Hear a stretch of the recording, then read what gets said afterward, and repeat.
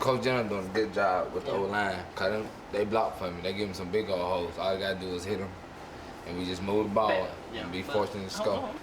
How many yards did you have? I had like 234, I think. Yeah. Rushing.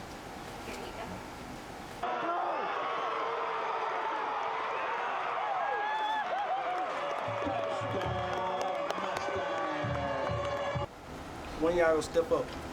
Step up. Y'all are the leaders. For one thing, y'all open-minded. Y'all know when it's time to play. Y'all know when it's time to get serious. You know, a lot of people want to be like Tay and Zay. Well, my problem is, when I first came to high school, I ain't never had to take that role on being a leader, because I was a ninth grader, and I was looking up to Marcus Pierce, and now it's my turn. I ain't got nobody to look up to, so it's kind of hard. It's slowly I gotta be the man instead of looking up, transition. I'm used to looking up to somebody, and now there ain't nobody there. But you can't be scared to lead. Can't be scared to lead.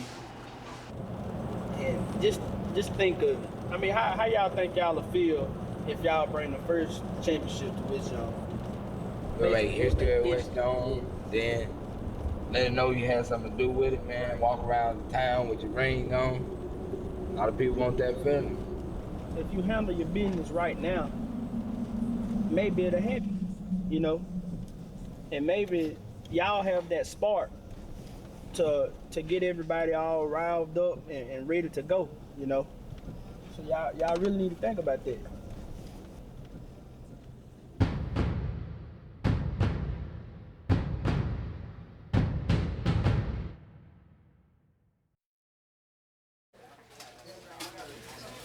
Don't shut down on me.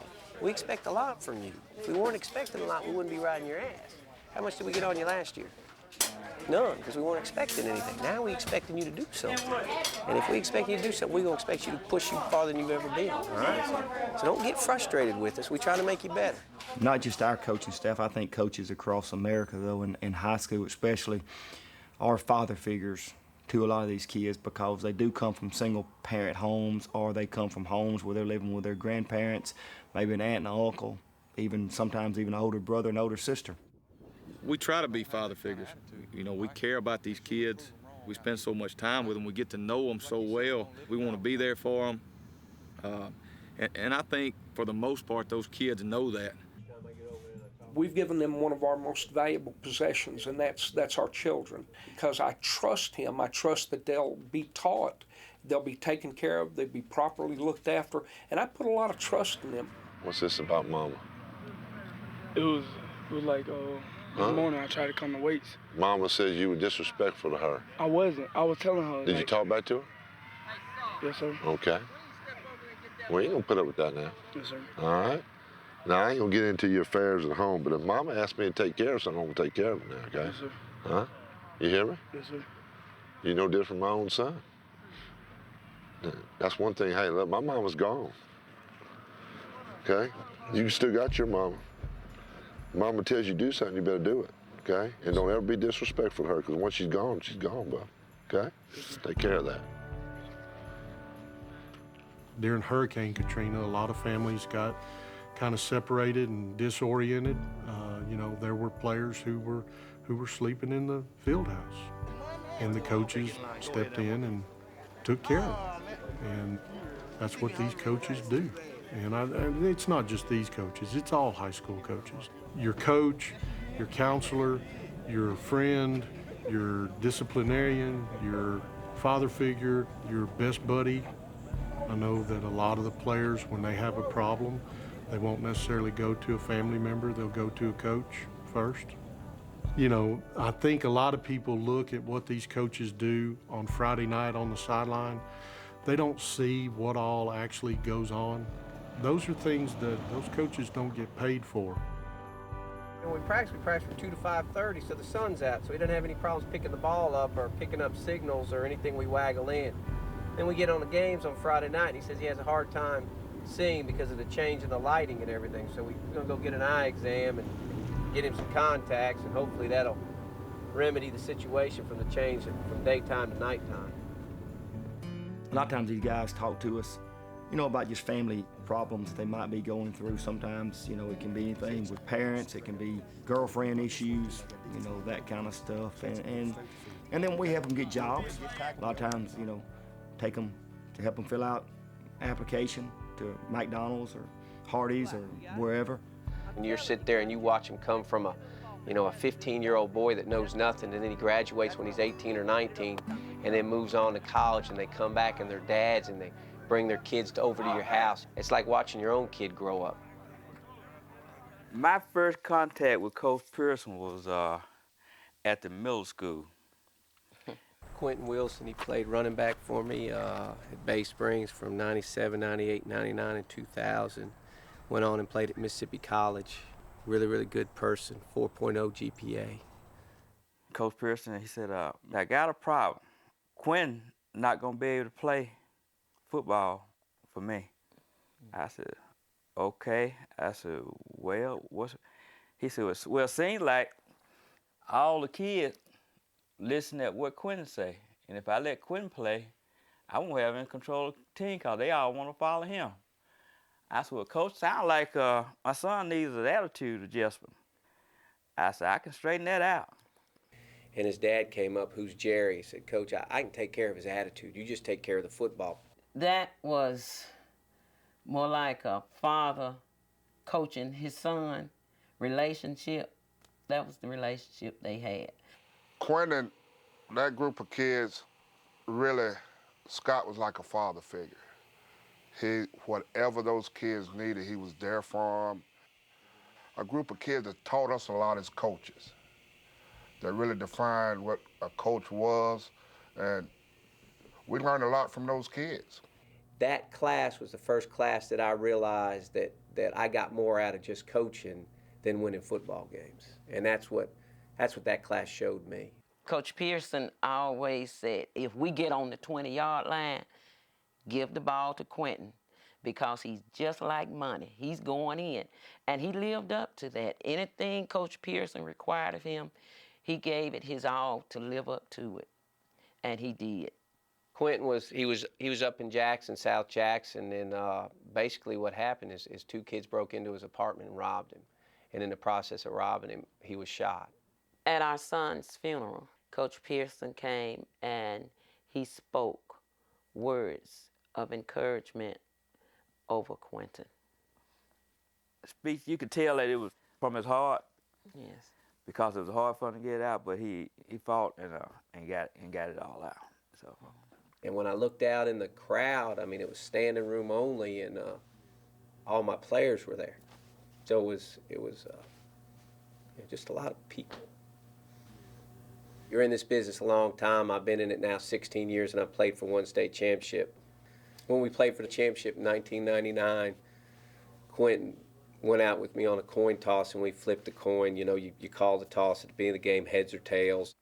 This is the official coin toss that was at the state championship game that we went to under Coach Pearson. And he thought so much of it. He felt that Jerry and I should have this coin. And he cared not just about Quentin that way, but he cared about all of his kids that way.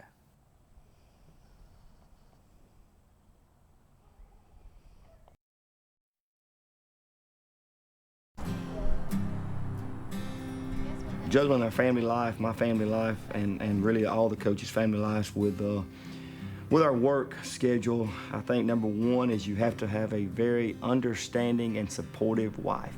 I've known Marcus forever. I remember him from first grade on. We were in the same class. We started dating in the 10th grade in high school and dated for 7 years and then got married. So I know all the good, the bad, and the ugly.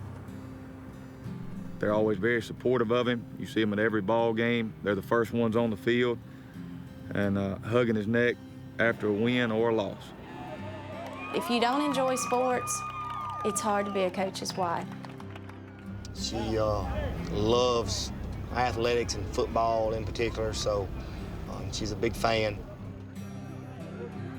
It's like anything else. I think coaches may have to marry someone real special to put up with them. Because I'm not a very fun person to be around sometimes. When my quarterback's hitting his hands on your helmet, we got an issue, all right? You can't just play hard when you get into football. I married Scott because I love Scott, and I think he's a great guy, and football is a part of him. If he didn't have football, he wouldn't be Scott Pearson. I'm from West Jones. I grew up and went to school at West Jones. I am a Jones County girl through and through. This is what he eats, sleeps, and breathes for 12 months out of the year. I mean, he'll draw plays on napkins in restaurants when you think it's family time. This is what he's about. It is a part of him just like his arm or his leg is. You wanna go 5 and 5? We'll start right now, circle up and go in. You wanna win? I made the comment one time, why do you run up the middle? All you have to do is throw it. And I have no behind left from that conversation because he took out a piece of paper, he drew out X's and O's. He's put all this time into it, he's researched, he knows what he wants to do, and then I second guessed it just like everybody else up there. And after that, I realized how personal he took it, that I was literally going against what he thought. If he's outside of you, go. Run him out. We got the out and up. There's nothing there. Ben, don't miss him. Please don't miss him. He's okay. Leave him alone. Hey, buddy. I have a stepdaughter, Kristen, who is 14, and then we have a 3.5-year-old who is named Stone. The reason he chose Stone was because he wanted him to be announced as Stone Breaker Pearson when they announced him when he plays football. We can't get jammed. Let's go. Let's go. Hurry up, Marquise. I think he relates well to the boys. For example, if he gets all over one during the game, if you watch, you're going to look in a little bit, he's going to have his arm around them. Making up is what I tell him. He's always making up with them. And they respect him for that. Good job, Marquise. You don't hear that very often, do you? He's a very loving father. He is involved. Our oldest daughter cheers, and of course he doesn't know quite as much about the cheerleading, but he's supportive. And then our younger daughter plays softball, which of course, being a coach, you know how that is. He's coached her through her little league. Being the coach's daughter, everybody knows who I am, so all the teachers know. So you really basically can't get away with anything because somebody will go back. But it's one of those things that he's been doing my entire life, so I'm used to it.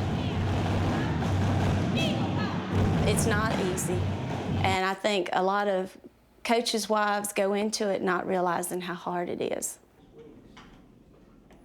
It is lonely being a head coach's wife.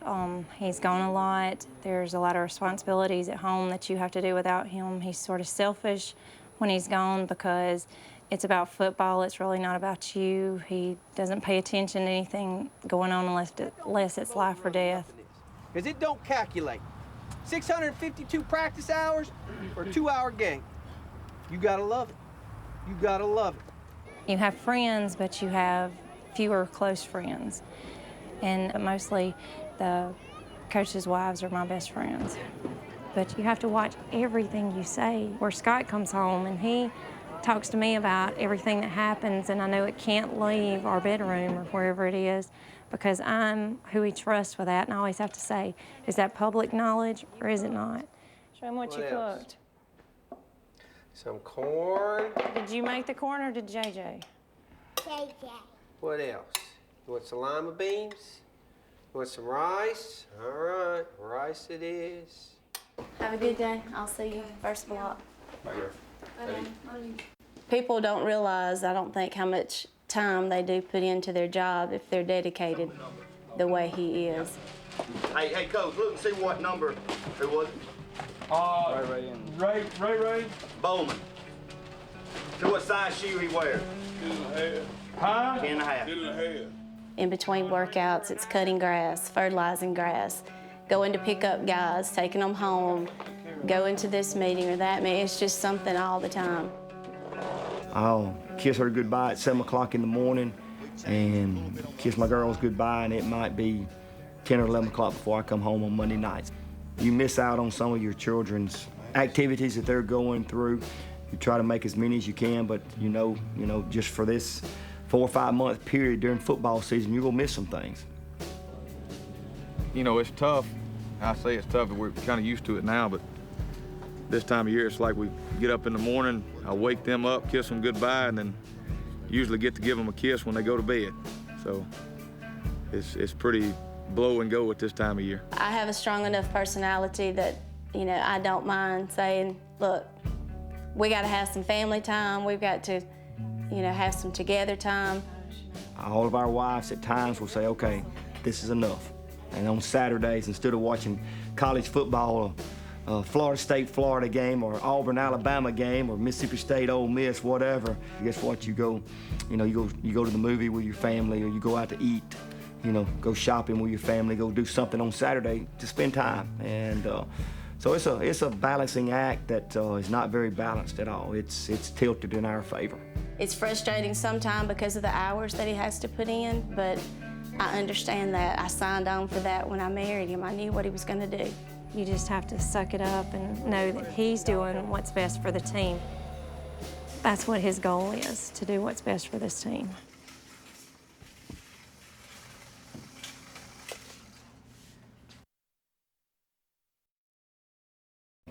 So I'm gonna let Coach Collins come talk to you about the offense.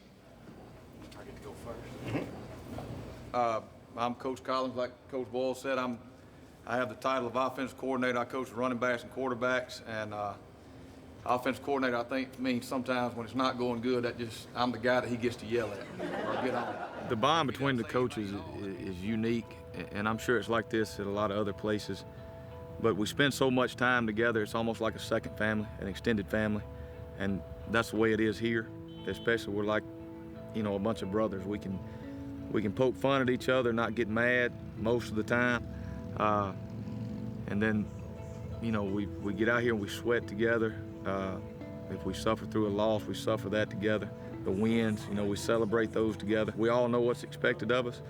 We're all pulling in the same direction, and that's just the bond between us. The football team itself, it becomes a family, and every year it's different. The dynamics are different, the players are different, the personalities are different. So from a coaching standpoint, you get, where people have raised families with 3 or 4 kids, we have a family of 65 or 67, so you could imagine the dynamics that are involved, and you've got to manage that as a staff and as a head coach, along with assistant coaches. Each kid's got a relationship with a different coach. For instance, if we have a situation where Ray might be closer to a player, we'd use Ray. If y'all give effort, everybody else will give effort, But when y'all drag, everybody else go drag. The thing about Ray is he a coach, but he know how it is to be a player at West Jones. So that give him a boost over all the other coaches. I like them too. But by him being a player, he know how it is to live the life of a high school athlete, and also when it's time to turn it on and it's time to lay it back. A lot of times, even the ones that have a